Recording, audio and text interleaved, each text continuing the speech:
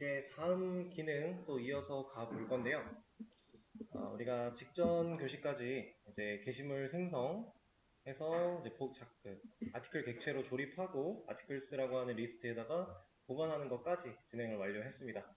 이렇게 실제로 영속성을 가지진 않지만 리스트에 보관을 했기 때문에 우리가 프로그램을 종료하기 전까지는 해당 데이터는 정상적으로 잘 보관이 되고 있을 거고, 그런 보관이 되고 있기 때문에 우리가 가능한 기능, 실질적인 리스트 기능을 한번 만들어 볼 거예요. 현재는 우리가 리스트라고 하는 명령어를 쳤을 때 게시물이 없다라고만 나오고 있었어요. 근데 이제 게시물을 진짜 보관할 수 있는 상태가 됐으니까 무조건 없다가 아니라 없을 때는 없다, 있을 때는 있다라고 보여주는 게 맞겠죠. 그리고 있다라고 보여주는 거는 실제 게시물의 리스트를 보여주는 게 올바른 형태일 것 같아요.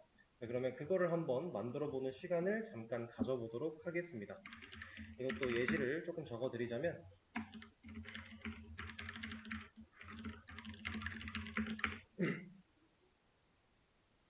자, 이런 식으로 나타나게 해주시면 되는데, 지금 이거는 예시입니다. 이렇게 똑같이 나와야 된다가 아니라 실제로 작성된 게시물의 번호와 제목이 나타나면 되는 거예요. 일단은 이렇게만 진행을 한번 해보시죠. 자, 표본이 쌓이니까 그래도 조금은 처음 아무것도 없었을 때보다는 출발 자체는 좀 더 쉽게 접근하실 수 있을 것 같아요. 네, 이 기능을 만들어 나가는 과정에서 우리가 이제 판단해야 되는 조건이 있죠. 게시물이 없을 때랑 있을 때라는 조건을 먼저 따져줘야 될 것 같고요. 그다음 그 조건에 부합하는 기능들을 각각 만들어주면 될 것 같습니다. 자, 이제 같이 한번 해보도록 할 테니까 화면 봐주시고, 영준님은 그거 보내주세요. 네. 자, 일단 현재 지금 저희가 만들어 놓은 기능을 보면 아티클 리스트라고 하는 명령어가 입력이 되었을 때 게시글이 없다라고 출력이 되고 있는데, 이 녀석은 이제 없애버리도록 하고요. 이제 실질적인 판단을 좀 해보도록 하겠습니다. 제가 먼저 없을 때 그리고 있을 때라고 예시를 드렸어요. 근데 이렇게 드린 이유가 아예 없지만은 않아요. 여러분들이 실제로 생각을 했을 때 없을 때를 먼저 고민을 하시는 게 쉽습니다. 그리고 코드를 적어 내려가는 순서 또한 없는 코드가 위로 가는 게 조금 더 적절해요. 왜 그런지는 이제 만들다 보면 느낌이 좀 오실 텐데, 자, 일단 게시물이 없다, 게시물이 아예 존재하지 않는다, 우리는 어떤 걸 가지고 판단할 수 있을까요? 쉽게 생각할 수 있습니다. 이건 역으로 돌아가 보면 돼요. 자, 게시물이 없다를 알기 위해서 게시물이 어디에 저장되어 있는지부터 생각을 하는 거예요. 게시물 지금 어디에 저장되어 있죠? 아티클스라고 하는 리스트에 저장이 되고 있습니다. 그러면 저장되어 있는 공간인 아티클스가 아무런 게시물도 가지고 있지 않으면 이 녀석이 가지고 있는 값은 뭐가 되겠어요? 그냥 비어있죠. 아티클스 리스트는 아무런 값을 가지지 않은 상태에서도 존재할 수 있어요. 배열과는 좀 다르죠. 배열도 물론 존재는 할 수 있지만 배열은 이제 크기가 정해져 있는 요소이기 때문에. 근데 리스트는 그런 게 없잖아요. 존재하지 않을 때에는 아티클스는 사이즈가 0이겠죠. 애드가 한번 이루어질 때마다 사이즈가 1씩 증가하는 구조로서 리스트가 데이터가 늘어나기 때문에 우리는 이걸 가지고 게시물이 없다를 알 수 있습니다. 그래서 이 조건을 그대로 한번 사용을 해볼 거예요. 만약에 아티클스가 가지고 있는 사이즈가 0과 같다면 이라는 조건을 줄 겁니다. 자, 이 조건이 참이다 라고 하는 경우는 어떤 경우? 게시물이 존재하지 않는 경우겠죠. 그럼 출력문으로 우리가 존재하는 게시글이 없다를 보여주면 될 거고요. 자, 게시물이 존재하지 않는 상황을 일단 체크를 했습니다. 그리고 나면 코드는 어디로 가야 돼요? 게시물이 없을 때 게시물이 없다라는 문구까지 보여줬어요. 그럼 얘 역할은 끝났죠.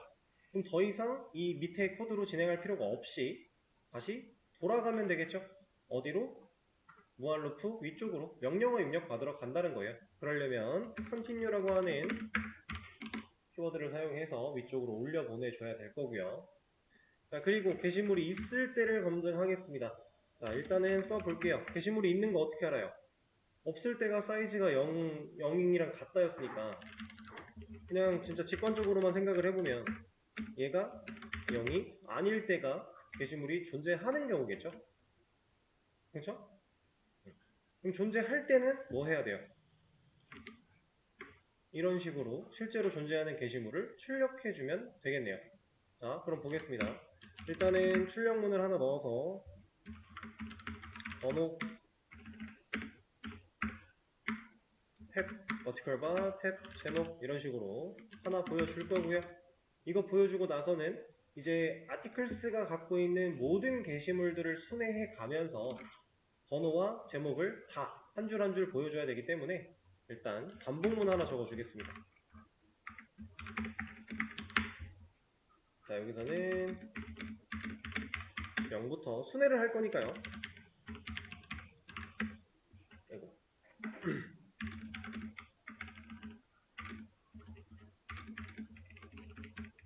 이렇게 기본적으로 순회하는 반복문 적어준 뒤에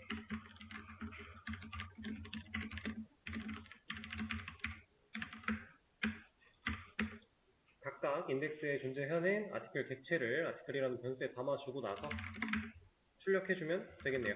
여기다가는 이때는 제가 서식 지정자를 사용해서 출력을 하도록 하겠습니다.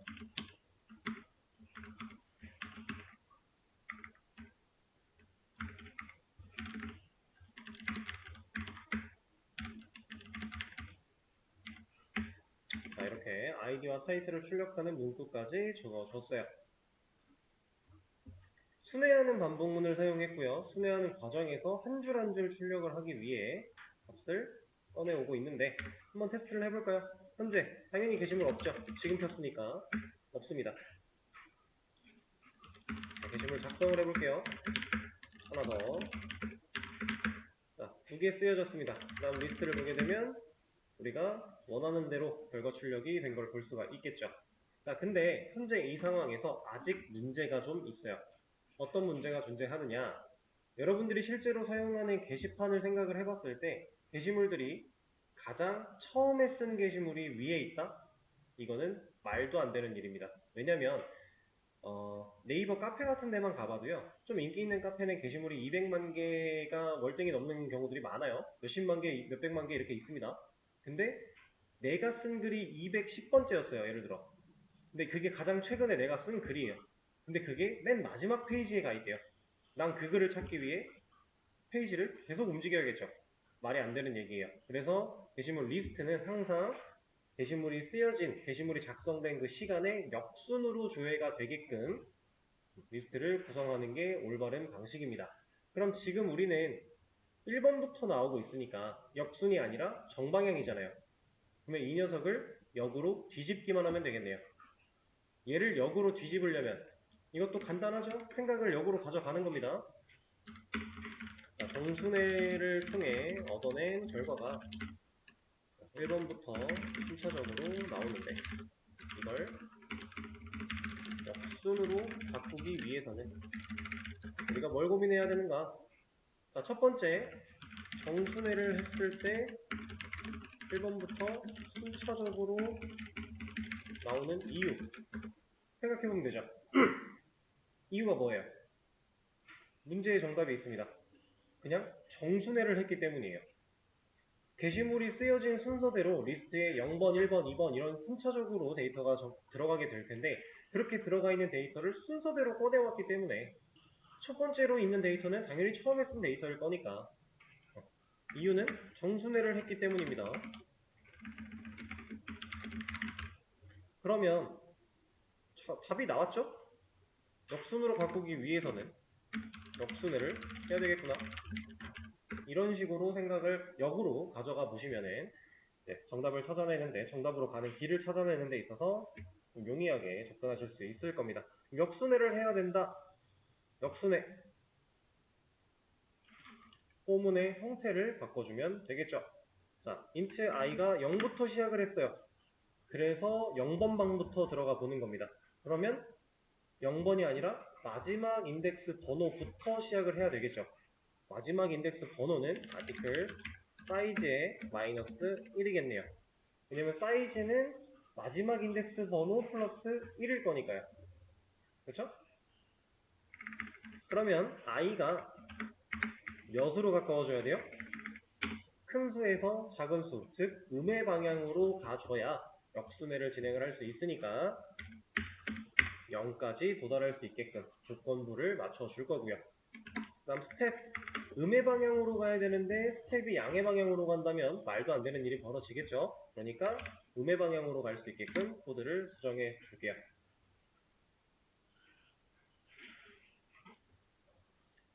자, 서식 지정자에 대한 건 따로 언급하지 않겠습니다. 여러분들 자바 다 알고 오신 상태니까요. 자, 그러면 이렇게 역수매로 바꿔준 뒤에 얘를 다시 실행을 해보면 당연히 처음에는 존재하지 않을 거고요.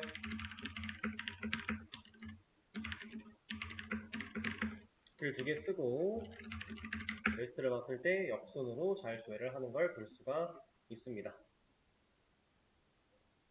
자, 이렇게 우리가 하나하나의 기능을 만들어 나갈 때마다 응용할 수 있는 표본 자료들이 자꾸자꾸 쌓이고 있어요. 네, 이걸 응용하시고 여러분들이 조금만 더 생각을 해보신다면 문제를 해결하는데 도움을 많이 받을 수 있을 거예요. 그리고 실제로 이 출력 같은 경우는 제가 아까 전에 테스트라고 하는 명령어를 통해서 아티클스에 들어있는 값을 보여드린 적이 있죠? 잠깐. 그걸 유심히 보셨다면 이 출력은 어렵지 않게 접근하실 수 있으셨을 겁니다. 자, 그럼 기능은 여기서 이제 완성을 시킨 건데 아까 처음에 말했던 것처럼 왜 없을 때가 먼저 있는 게 나은가에 대한 고민을 한번 해볼게요. 그리고 지금 이 코드는 아직 더 줄일 수 있어요. 지금 게시물이 없을 때 체크했고요. 출력을 했습니다. 컨티뉴로 보냈죠. 근데 없지 않으면 있는 거 아니에요? 그럼 여기서는 이 조건 자체가 필요가 없다. 왜냐하면 게시물이 없을 때 컨티뉴를 만나서 올라갈 거니까. 그럼 게시물이 있을 때는 이 조건이 거짓이라 얘를 안 할 거면 내려올 거니까. 이렇게 생각할 수 있습니다. 물론 이 순서가 반대가 된다고 해서 문제가 될 건 없어요. 얼마든지 코드를 작성할 수 있지만 여러분들이 기본적으로 하나 알고 계시면 좋은 흐름이 어떠한 기능을 만들 때 기능이 정상적으로 수행되는 시점과 정상적으로 수행되지 못하는 시점 이 두 가지를 놓고서 항상 생각을 어느 정도 해줘야 돼요. 그래서 오류 상황과 문제 없는 상황 이렇게 체크를 해줘야 되는데 지금도 마찬가지죠. 게시물이 있을 때가 정상적으로 수행되지 못하는 시점으로 우리가 생각을 하는 거예요. 왜냐면 우리가 원하는 건 리스트를 보는 거였으니까. 물론 수행되지 못했다라는 의미는 좀 부합하지 않지만 이렇게 그냥 끼워 맞춰서 보는 겁니다. 그러면 대부분의 경우는 정상적으로 수행되지 못하는 시점을 먼저 검증을 해주고요. 그리고 정상적으로 수행되는 시점을 그 밑에 깔아주는 게 일반적이에요. 실제로 이렇게 개발을 했을 때 코드의 최적화가 조금 더 잘 되는 편이고요. 지금은 너무 단편적인 예시긴 하지만 여러분들 경우 그 표본이 좀 더 쌓이다 보면 이런 것들을 좀 더 직관적으로 느낄 수 있게 될 거니까 이렇게 생각을 해주시면 좋을 것 같습니다. 자, 그러면 지금 이 내용도 제가 커밋해서 하나 업로드를 해드리도록 하고요. 자, 시간이 이렇게 됐으니까 오늘 수업은 여기서 마치도록 하겠습니다. 여러분들 다음 주 월요일까지 쉬시고 화요일 날 수업이에요. 주말 토일 월 3일 동안 수업이 없는데 이 내용이 그렇게 어려운 내용은 아니지만 기본적인 흐름 정도는 읽을 수 있게끔 복습을 해 와주시면 화요일에 새로운 기능 또 만들려고 할 때 이해가 훨씬 더 잘 될 거라는 점 인지하고 복습해 주시면 감사하겠습니다. 오늘 수업 여기서 마치도록 할게요. 고생하셨어요.